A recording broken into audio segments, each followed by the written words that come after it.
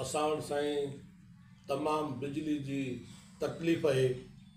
असां हेॾां ॻोठु नसीर ख़ान खोसे खां बिजली छिके पंहिंजे ॻोठु आगा मोहम्मद अयूब पठान देश जलालपुर में पहुचाई आहे। बहरहाल असांजे ॻोठ में अंदाज़ो 300 घर थींदा। अॻिते असांजे ॻोठ में बिजली जी का बि सहूलियत न आहे। न असां वटि पोल आहिनि, न असां वटि तारा आहिनि जो असां सॼे ॻोठ वारनि खे बिजली ॾियूं। असांजा ग़रीब मिसकीन केर भाइर तमामु तकलीफ़ में आहिनि। मच्छर गर्मी असां पंहिंजे MPA पंहिंजे MNA मीर एजाज़ ख़ान साहब खे अर्ज़ु कयूं था त असांखे महिरबानी करे बिजलीअ जी महिरबानी करे ST असांजे ताईं पहुची वई आहे, पर असांखे LT ॾे त असां ॻोठ में विराए सॼे ॻोठ में मिसकीननि ग़रीबनि ताईं बिजली पहुचायूं। मूं बि आहियां कलंदर बख्श केयर काउंसलर आहियां पीपुल्स पार्टी जे तरफ़ खां। असां पंहिंजे MPA MNA मीर एजाज़ ख़ान खे अर्ज़ु कयूं था त महिरबानी करे असांखे बिजली जी बि सहूलियत ॾे ऐं असांजो रोड जेको आहे आबाद खां अचे थो, रोड बि असांजो हाणे पूरो थी वियो आहे।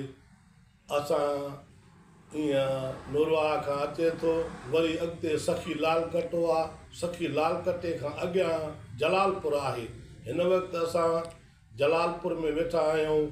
असांजे रोड जो बि हाल पूरो थी वियो आहे। इहे बुनियादी सहूलियत आहिनि, बिजली आहे, रोड आहे, गॾियल अवाम जी सहूलियत आहिनि। ईअं न त जो छड़ो मूं हिक जे लाइ सहूलियत आहे। असां MPA MNA खे अर्ज़ु कयूं था त महिरबानी करे असांखे बिजलीअ जी बि महिरबानी कंदा असां ते ऐं असांजे रोड खे बि हथु हणाए ऐं मरमत कंदा।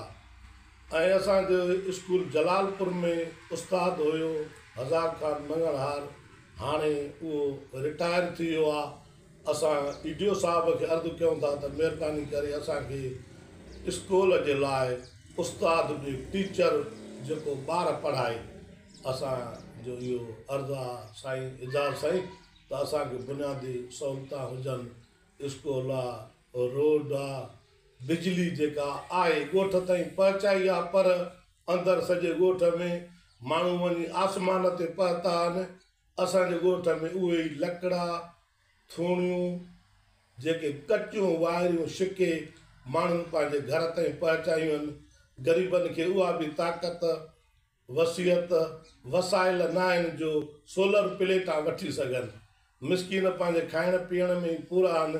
हिन साल ॾिसो था त सारियुनि में बि उहा जान कोन्हे का, सारियूं बि पापड़ थी वियूं आहिनि। वरी जे वञूं था बाज़ारि त सारियुनि खे अघु ऐं रेट बि कोन्हे को, ॿई तरफ़ पोइते पइजी आहियूं। साईं जन खे अर्ज़ु आहे त असांखे सहूलियत असांखे सहूलियत ॾींदा त साईं जन जी वॾी महिरबानी। अस्सलाम वालेकुम साईं।